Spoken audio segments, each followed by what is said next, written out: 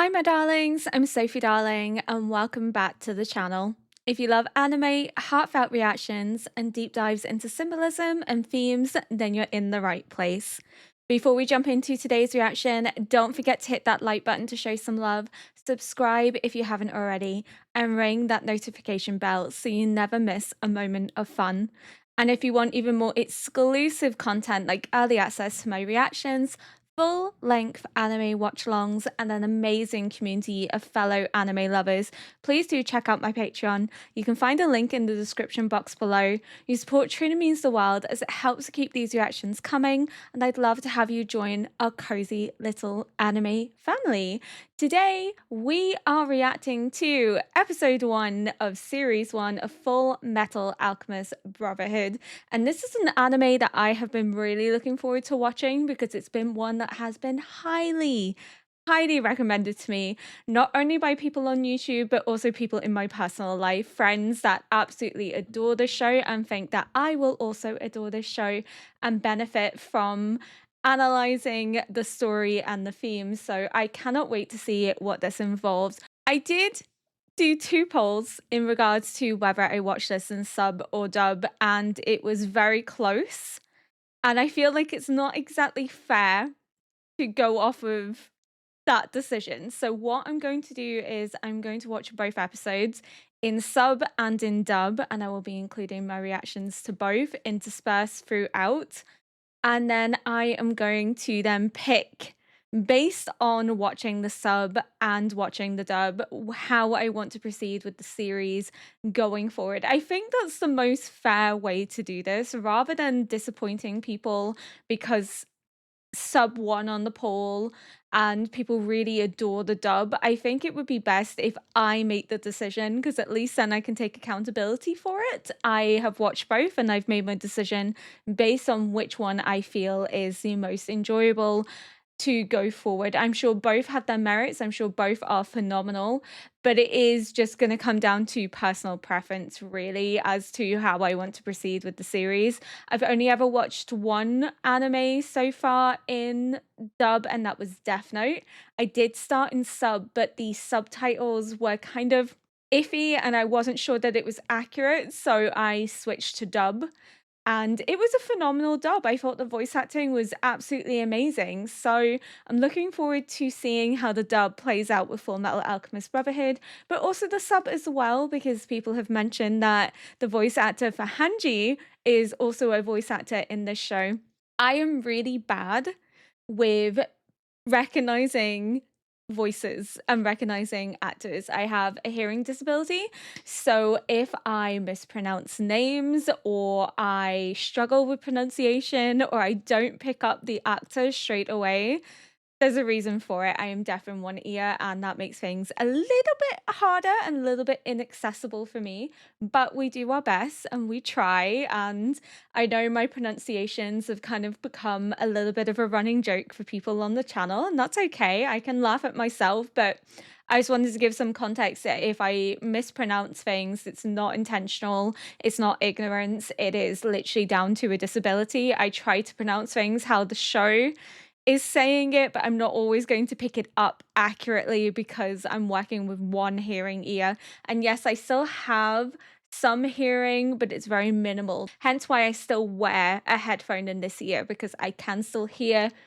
bits and pieces. I can hear noises, but I can't rely on it to actually hear what's going on. So this is my full hearing ear, and this is the one that I'm heavily dependent upon. So without further ado, we are going to start our first watch in sub, and then I'm going to switch to dub and rewatch the episode. You will be able to see my reaction to both in sub and dub. But without further ado, we are going to get into episode 1 of Fullmetal Alchemist, and I'm very excited to watch something new and to share in this new experience with you all. 氷結の錬金術師ですか。そうだ。彼がこのセントラルに潜入している。A criminal? マスタング大佐、その捕獲の指揮を君に任せたいのだよ。Roy Mustang, what a いや、 name. 君がセントラルにいてくれてよかったよ。ああ、それと、あの少年も来ている。存分に使ってやりたまえ。ブラッドレイ大総統。少年とはもしかして。そう。鋼の錬金術師エドワード・エルリック。たく、人使いの荒い大佐だぜ。せっかくリオール行きの切符買ったのにキャンセルだね。What a cool design. ちゃっちゃと終わらせちまうぜ。ある。うん、兄さん。Brother? Why is he in a suit? Is it just like his quirk? Like, does he just wear a suit for shits and giggles? Or like, is there an actual reason behind it? Oh, wow.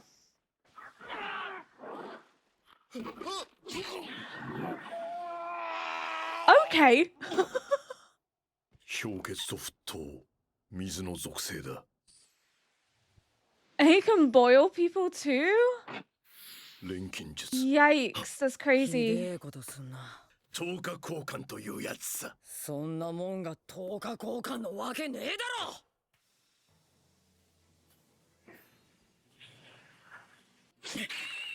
錬成人もなし。見とれてる暇はねえぜ。 So that was the circle that he was drawing at the beginning, was the transmutation circle? So like, is he just incredibly powerful that he doesn't need one to perform alchemy? コートが台無しじゃねえか。 Oh, he doesn't have an arm. 錬成人を使わ Oh, ない okay. 天才的錬金術の技。お前が That's why he's the Fullmetal Alchemist, because he has a metal arm, right? Damn, okay, starting off strong. This is really fascinating. 僕弟のアルフォースです。こんなチビが。誰がどちびちゃ。 Okay, I die for Alphonse. Like, he's so cute 鋼の錬 sounding. 金術師と呼ばれる男がこんな小さな子供だったとは。ちっこい言う兄さん、多分今のは背丈のことじゃないと思うよ。さすが鋼の錬金術師エドワード・エルリックさん、ご協力ありがとうございます。いえ、僕は弟のアルフォース・エルリックで。 He's so cute. Oh, he's gonna use the water.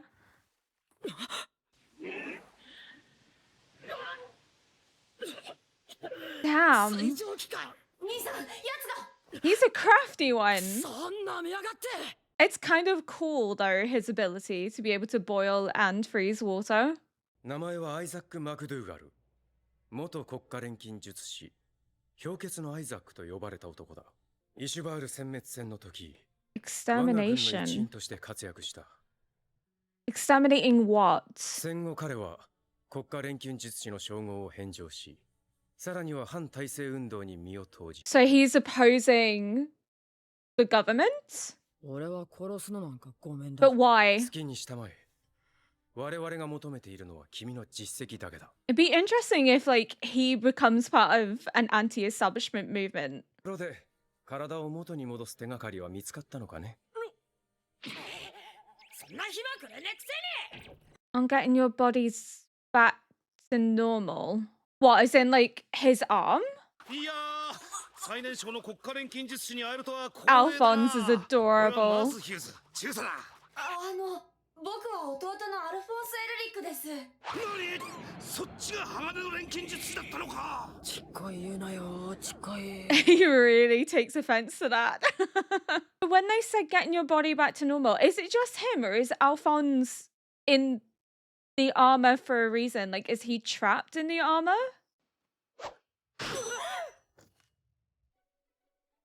Oh. 妻のグレーシアと娘のエリシアだ。 Oh, she's so cute. Oh. ジョーリ。 She's adorable. ちっちゃ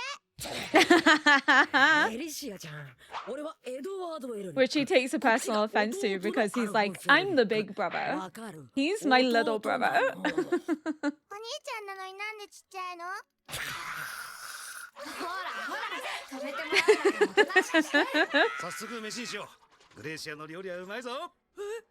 He's so hot-headed.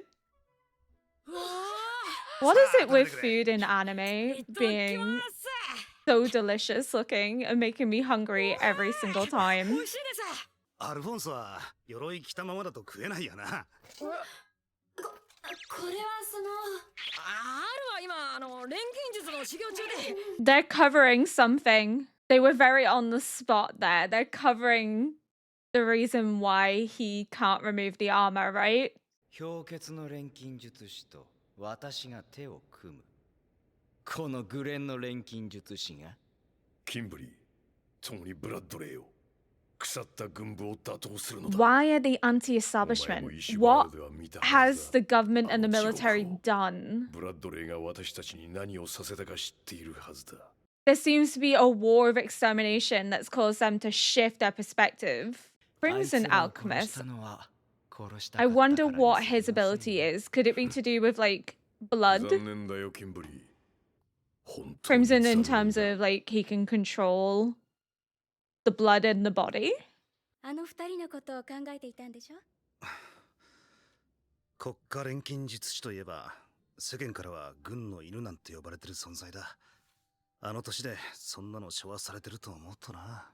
Oh, he kind of has like a paternal 兄さん、起きてる。 attitude towards them because they are just kind of kids, aren't お they? 母さんのみたいだったね。ああ、うまかったよ。本当？それなら体を取り戻したら食べるものリストに加えなきゃ。 Oh, okay. 加えとけ加えとけ。 So he's trapped in the armor and he can't eat. 早く元の体に戻りたいね。 Oh, Alphonse. I'm only a couple minutes in, but I would die for Alphonse. あと一つでブラッドレーは地獄に落ちる。 What is he doing? アイザックは昨夜中央刑務所に潜入した。救護兵、急げ！死傷者5名本部に報告。 It's the fact that he's boiling them. Like, 水は急激に I couldn't 温度が上がって imagine 爆発的 anything に膨張 worse. する。人体は 70% 水だからな。 Damn. その声、アームストロング。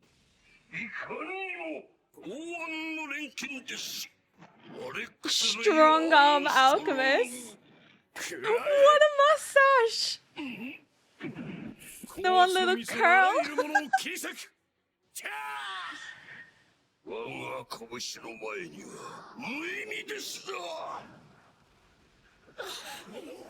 This is so cool.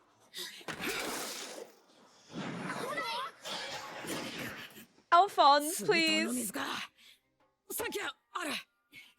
追いかけよう、兄さん。 What has the government done that's making him decide that he wants to take them out? ロイマスター。 That's what has me so curious. 炎の錬金術師。残念だよ。かつての戦友と戦わねばならないと。イシュバールにいたのは腐りきった軍とその犬どもだ。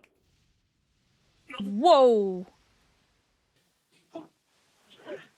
所詮は炎、水には勝てぬ。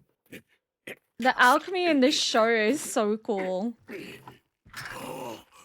よしよしよし。そこまでだ。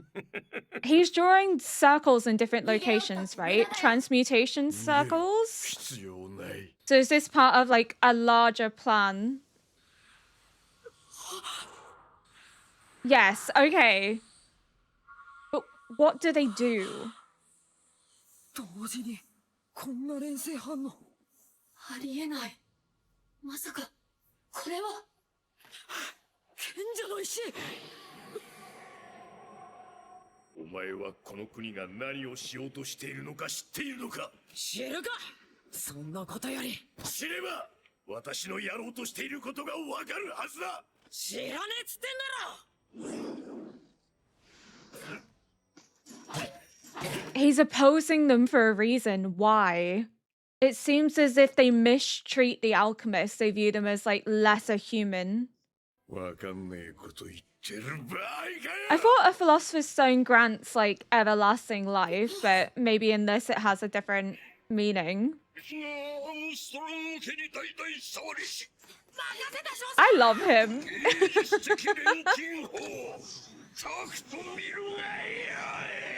I love that his alchemy is a strong arm and literal last name is Armstrong. Damn, this is intense. 繋がっていく。まさかあの人セントラルをいや中央司令部を氷漬けにするつもりか。キングブラッドレー、今こそ我が氷結により貴様を葬り去る。立ち上がれ。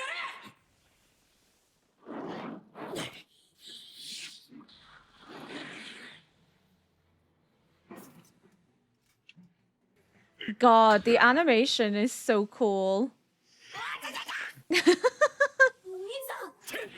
遅い。 No, not Alphonse!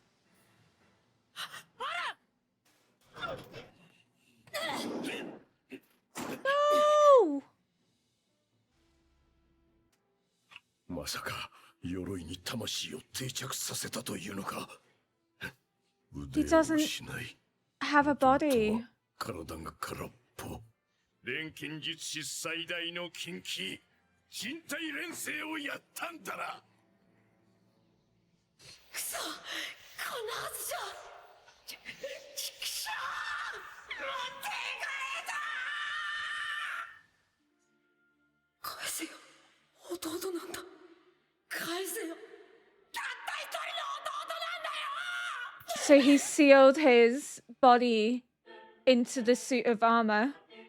He lost his leg as well. 今地獄へ一歩踏み出したぜ。 God, the OST.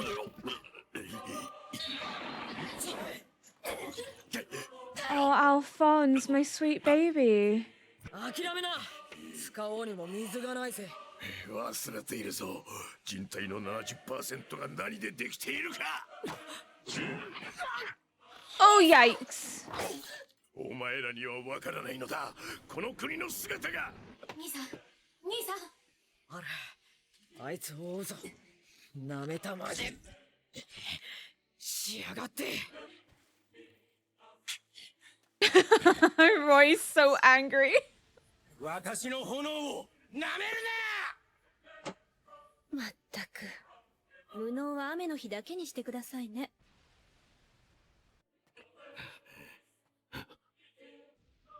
ブラッドレー。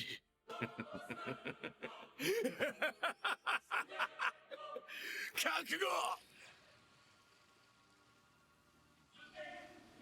Imagine using your own blood.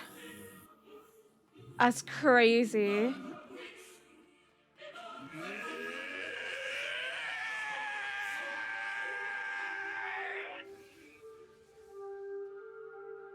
He barely moved. What the fuck? What?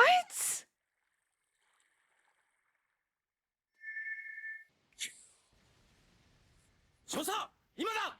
了解しました。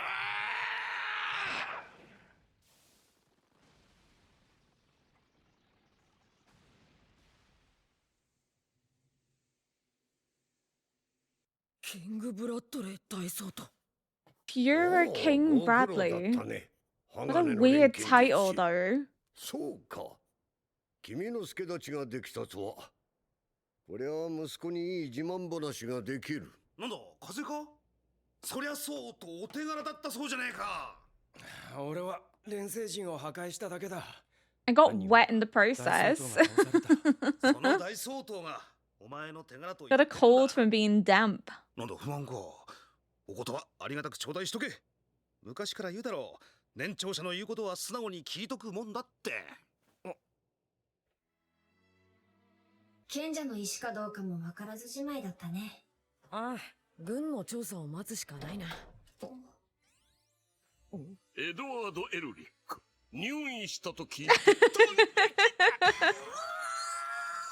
どれ、入院中の不良を慰めてやろう。 Sir. Sir. You You can touch them?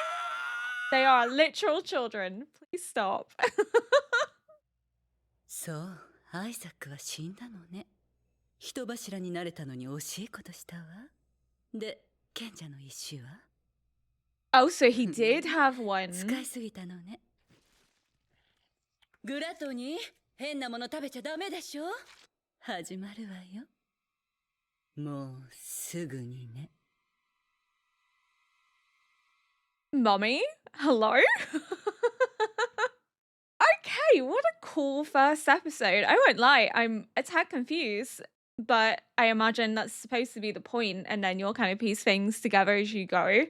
But from what we can see already is Edward committed the taboo of human transmutation. So it looks as if they were performing something he shouldn't have been doing.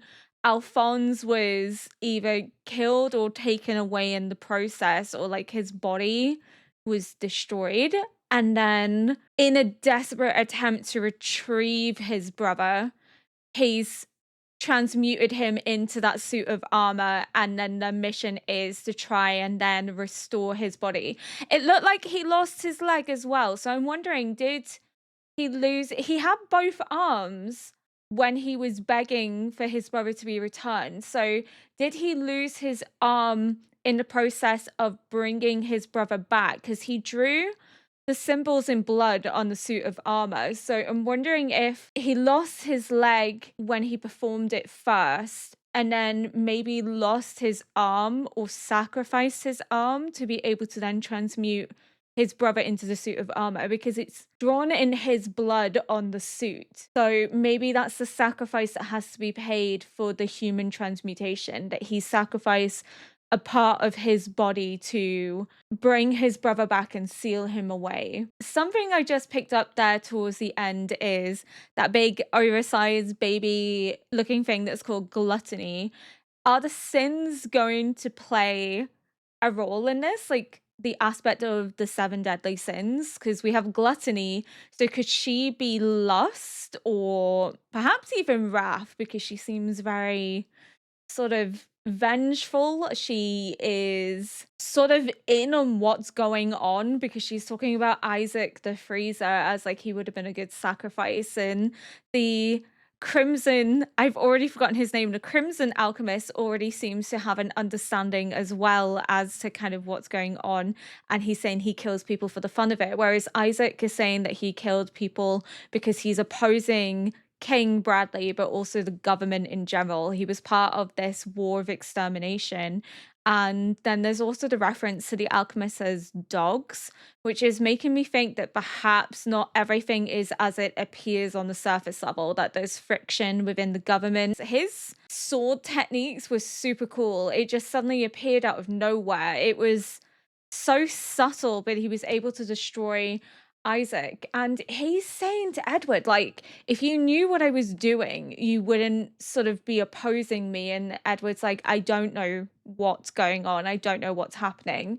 I'm wondering then if this is going to start with him siding with the government and being on the side of the government, and then him learning more about the corruption at the heart of it, and then begins to turn on the government. Or maybe it is just the government is doing something correct and people are opposing it for their own reasons. But I don't know, I feel like this is paving the groundwork for there being internal friction, internal conflict, that we're led to believe that the government are doing things to protect the city, protect people. But the language that they use to refer to alchemists as like dogs of the military, and the idea that people were a part of it, took part in this war of extermination, and something has happened to switch their perspective, to force them to turn on the government, which is making me think that the government is not as it appears, that we're going to start seeing maybe fascist ideologies, or maybe not even fascist ideologies, but totalitarian ideologies. I'm not entirely sure, but it does seem to be setting the groundwork that perhaps Edward and Alphonse could find themselves at conflict with the government, especially because they've committed the taboo. Does everyone know that they've committed the taboo? I don't think so, because they were very quick to try and hide Alphonse being in the suit of armor. When they were having dinner and he was asked, he can remove his suit to eat, they were very quick to kind of downplay it and change the topic and move away from it. So it's almost as if they're playing up to this idea that Alphonse is just in the suit of armor because he likes to be in the suit of armor, rather than it's because they've committed a taboo, they've committed a cardinal sin. Why they were doing that in the first place is going to be really fascinating to see, because again, we've not really got much context other than that brief flashback and Isaac recognizing that Edward has done human transmutation and that it's something that's illegal and frowned upon. So that's why they don't want anyone to know that they've done it, because it could be that they get in trouble or perhaps find themselves at odds with the government. But what has happened that made Isaac so hell-bent on bringing Bradley down, but also bringing the government down? I have a feeling that not everything as it seems with Isaac, that because he was a former state alchemist, his flip on the government has to be because he doesn't agree with what they're fundamentally doing at the heart of it. I don't think he's necessarily working with that woman because she said that he would have been a good sacrifice. She must be sort of an antagonist that's coming into it as the series progresses. But I really like Roy Mustang. I just think he has a really, really cool name. I think the animation is absolutely phenomenal. The way that alchemy is depicted, in that they all sort of have their own specialties that they use. There's the guy with the strong arm, then there's one that controls water by being able to freeze it and boil it, but also use his own blood. There's Roy that can control fire. Edward seems to be electricity and ground. I'm not entirely sure, because it seems to be that he's doing quite a bit. So it's hard to kind of recognize what Edward's abilities are off the bat. Can they perform different aspects of alchemy, or are they all specifically trained and skilled in one area of it? Because there's him who's the freezer, then there's the guy that's the crimson, we don't know what he does. Roy does fire. Edward seems to do electricity and ground. And Alphonse can also do alchemy, because he was also creating a circle and then boosting himself up. So they both look like they can perform various aspects of alchemy. And then because he is incredibly skilled, that he doesn't need to use a circle every time to perform alchemy. He's a gifted alchemist to the point that they look at him with fear and admiration, because they're like, oh my god, you don't need to do this. But he's very young, very hot-headed as well.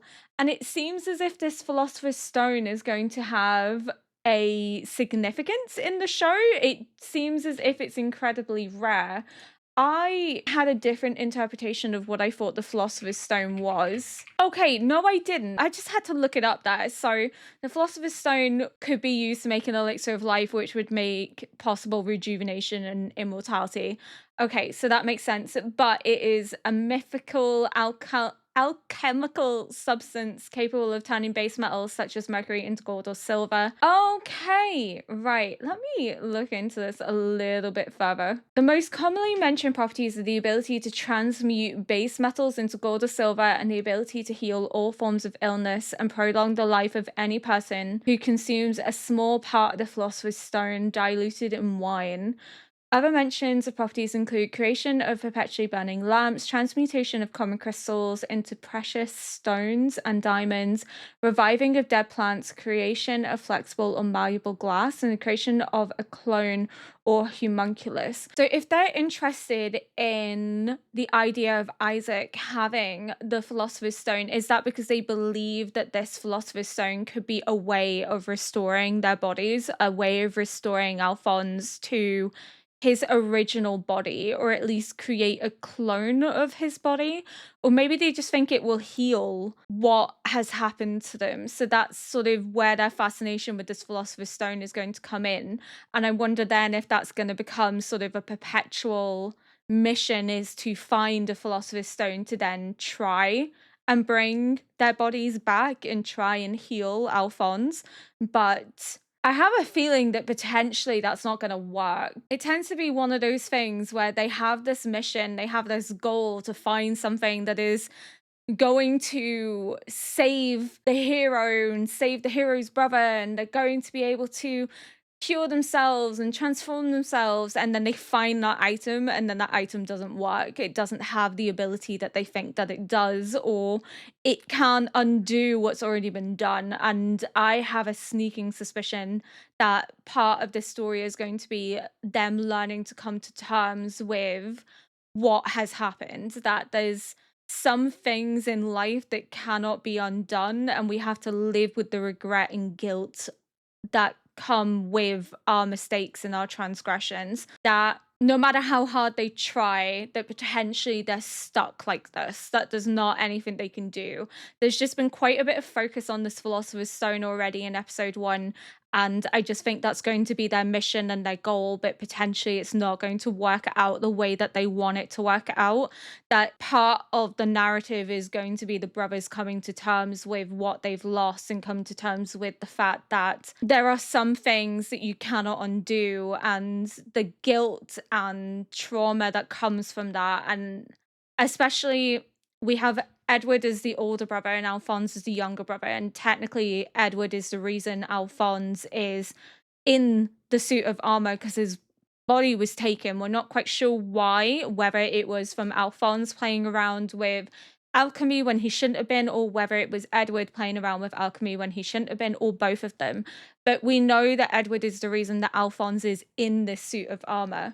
So I wonder then if we're going to see, if this Philosopher's Stone doesn't work, and if it is a catalyst for their journey, essentially for them to try and heal Alphonse and try and heal his own body as well through the Philosopher's Stone, and it doesn't work, then we might see Edward as the older brother wrestling with the guilt that he's not able to protect his younger brother, that he wasn't able to do the one thing that all older siblings want to do, which is to care and protect and ensure that they live a long and happy life. And I think that could then have an impact on his relationship dynamic with his brother, or at least impact how he views the world and his perspective of the world, because it's something that he can't forgive himself for, and it's him learning to come to terms with that.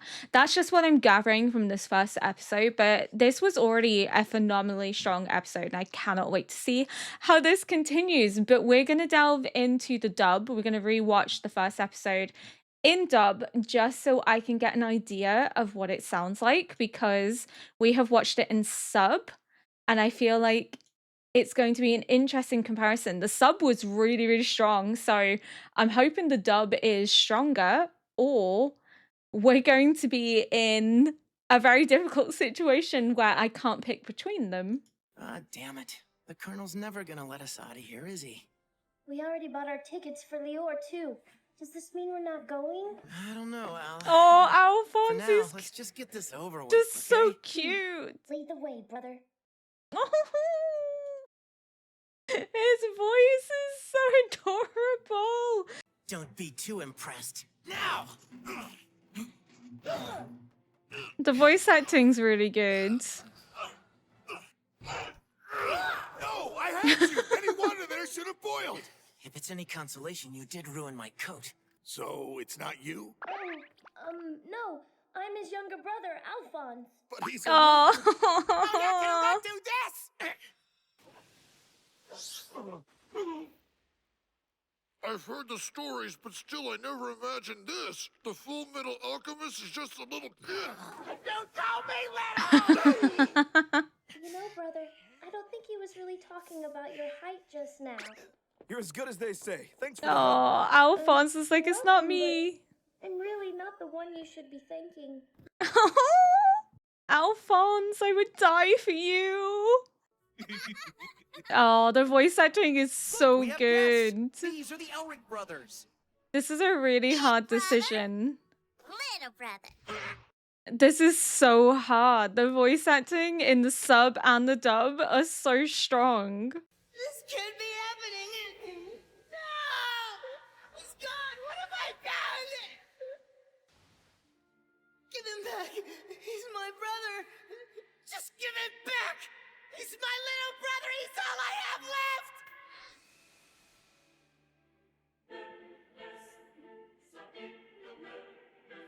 You know, There are some lines you really shouldn't cross. I want to hear it in Japanese again because I feel like it's more emotional in Japanese. くそこんなはずじゃちくしょう持っていかれた返せよ弟なんだ返せよたった一人の弟なんだよ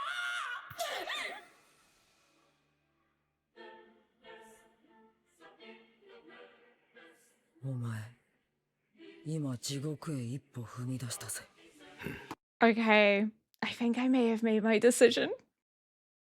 I think I've made my decision based on that scene, which I think is going to be controversial. Brother!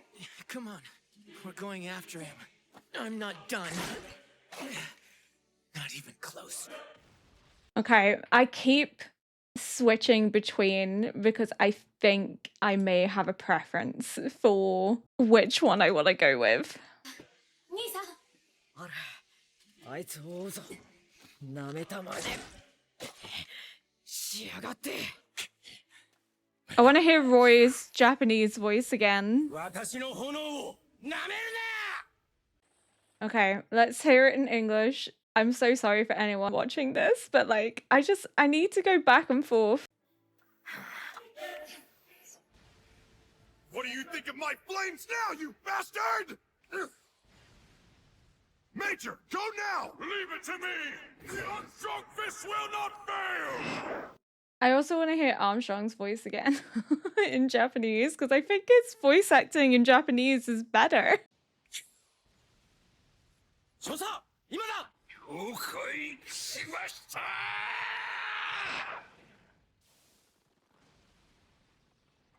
Yeah.